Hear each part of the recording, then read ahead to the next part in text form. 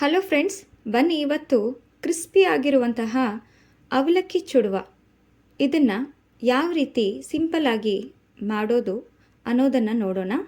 ನೋಡಿ, ನಾನಿಲ್ಲಿ ಮೊದಲಿಗೆ ಬಾಣಲಿ ಇಟ್ಬಿಟ್ಟು 3 ಸೌಟು ಎಣ್ಣೆನ ಹಾಕಿದ್ದೀನಿ. ಇದರಲ್ಲಿ ಪುಟಾಣಿ ಮತ್ತು ಶೇಂಗಾನ ಸೇರಿಸಿ ಈ ರೀತಿ ಫ್ರೈ ಮಾಡ್ಕೋತಿದ್ದೀನಿ. ಇವಾಗ ಕರಿಬೇವನ್ನ ಆ್ಯಡ್ ಮಾಡಿ ಇದನ್ನು ಕೂಡ ನಾನು ಮಿಕ್ಸ್ ಮಾಡ್ಕೋತಿದ್ದೀನಿ. ನೋಡಿ, ಇಲ್ಲಿ 4-5 ಹಸಿಮೆಣಸಿನ್ಕಾಯಿನ ಚೆನ್ನಾಗಿ ಕುಟ್ಬಿಟ್ಟು ಇದರಲ್ಲಿ ಸೇರಿಸಿದ್ದೀನಿ. ನೋಡಿ, ಇವಾಗ ಬೆಳ್ಳುಳ್ಳಿನೂ ಕೂಡ ಜಜ್ಜಿ ಹಾಕಿದ್ದೀನಿ. ನೋಡಿ, ಹಸಿ ಶುಂಠಿನ ಜಜ್ಜಿ ಸೇರಿಸ್ತಿದ್ದೀನಿ. ಇದನ್ನು ಕೂಡ ಸ್ವಲ್ಪ ನಾವು ಈ ರೀತಿ ಎಣ್ಣೆಯಲ್ಲಿ ಫ್ರೈ ಮಾಡ್ಕೋಬೇಕು.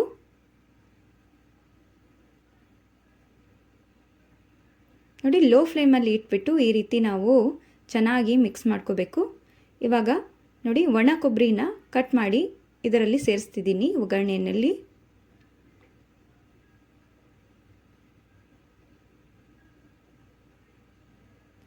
ಇವಾಗ ನಾನು ರುಚಿಗೆ ತಕ್ಕಷ್ಟು ಉಪ್ಪನ್ನು ಸೇರಿಸ್ತಿದ್ದೀನಿ.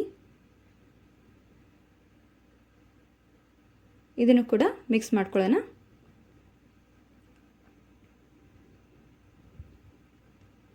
ನೋಡಿ, ಇಲ್ಲಿ ಬಿಳಿ ಎಳ್ಳು, ಕಸಕಸಿ, ಆಮೇಲೆ ಧನಿಯಾ ಪೌಡ್ರು, ಜೀರಾ ಪೌಡ್ರು ಇದನ್ನೆಲ್ಲನೂ ಒಗ್ಗರಣೆಯಲ್ಲಿ ಸೇರಿಸಿ ಇದನ್ನು ಕೂಡ ನಾವು ಮಿಕ್ಸ್ ಮಾಡ್ಕೋಬೇಕು.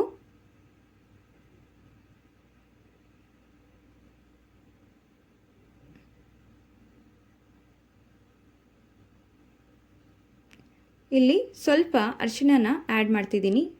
ಮತ್ತು ಇದನ್ನು ಕೂಡ ಮಿಕ್ಸ್ ಮಾಡ್ಕೋಬೇಕು.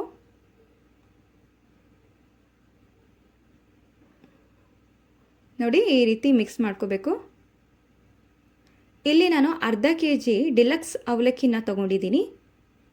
ಇದನ್ನು ಲೈನಲ್ ಚುಡುವಾನು ಅಂತ ಹೇಳ್ತಾರೆ. ಅವಲಕ್ಕಿ ಮಾಡಲಿಕ್ಕೆ ಇದನ್ನು ಯೂಸ್ ಮಾಡ್ಕೋತಾರೆ.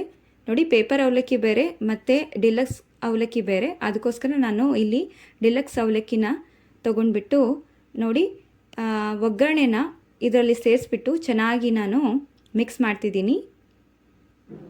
ನೋಡಿ, ಈ ರೀತಿ ಮಿಕ್ಸ್ ಮಾಡ್ಕೋಬೇಕು.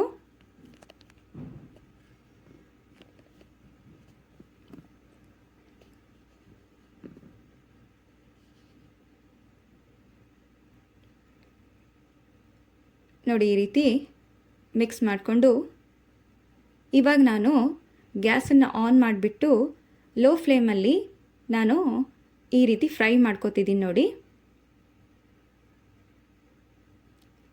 ನೋಡಿ, ಇದು ಕ್ರಿಸ್ಪಿ ಆಗೋವರೆಗೂ ನಾವು ಫ್ರೈ ಮಾಡ್ಕೋಬೇಕು. ಇವಾಗ ನಾನು ಸಕ್ಕರೆ ಪುಡಿನ ಆ್ಯಡ್ ಮಾಡಿದ್ದೀನಿ. ಲಾಸ್ಟ್ನಲ್ಲಿ ಆ್ಯಡ್ ಮಾಡಬೇಕು, ಇಲ್ಲಾಂದರೆ ಮೊದಲೇ ನೀವು ಹಾಕಿದರೆ ಅಂಟು ಬಿಡುತ್ತೆ ಅದು. ಅದಕ್ಕೋಸ್ಕರ ಲಾಸ್ಟ್ನಲ್ಲಿ ಸಕ್ಕರೆ ಪುಡಿನ ಆ್ಯಡ್ ಮಾಡ್ಕೋಬೇಕು. ಇದನ್ನು ಕೂಡ ನಾವು ಲೋ ಫ್ಲೇಮಲ್ಲೇ ಇಟ್ಬಿಟ್ಟು ಈ ರೀತಿ ಮಿಕ್ಸ್ ಮಾಡ್ಕೋಬೇಕು. ನೋಡಿ, ಇವಾಗ ಇದು ಕ್ರಿಸ್ಪಿ ಆಗಿರುವಂತಹ ಚುಡುವ ರೆಡಿಯಾಗಿದೆ. ನೋಡಿ, ತುಂಬ ಟೇಸ್ಟಿಯಾಗಿರುತ್ತೆ. ಟೀ ಟೈಮ್ನಲ್ಲಿ ಇದನ್ನು ನೀವು ತಿಂದರೆ ಮತ್ತೊಂದು ಪ್ಲೇಟು ತಿನ್ನಬೇಕು ಅಂಥೇಳಿ ಫೀಲ್ ಆಗುತ್ತೆ. ಆ ರೀತಿ ಟೇಸ್ಟಿಯಾಗಿರುವಂತಹ ಚುಡುವನ ನಾವು ನಿಮಗೆ ಮಾಡಿ ತೋರಿಸಿದ್ದೀವಿ. ನೋಡಿ, ನಾವು ಮಾಡಿರುವಂತಹ ರೆಸಿಪಿ ನಿಮಗೆ ಇಷ್ಟ ಆಗಿದ್ದರೆ ನಮ್ಮನ್ನು ಇದೇ ರೀತಿ ಸಪೋರ್ಟ್ ಮಾಡಿ. ನಮ್ಮ ಚಾನಲ್ನ ಸಬ್ಸ್ಕ್ರೈಬ್ ಮಾಡಿ, ಲೈಕ್ ಮಾಡಿ, ಶೇರ್ ಮಾಡಿ, ಕಾಮೆಂಟ್ ಮಾಡಿ ಫ್ರೆಂಡ್ಸ್. ಮತ್ತು ನಾನು ಮುಂದಿನ ವಿಡಿಯೋನಲ್ಲಿ ಹೊಸ ರೆಸಿಪಿನ ನಾನು ನಿಮ್ಮ ಜೊತೆ ಶೇರ್ ಮಾಡ್ತೀನಿ. ಅಲ್ಲಿವರೆಗೂ ಥ್ಯಾಂಕ್ ಯು ಆ್ಯಂಡ್ ಬಾಯ್.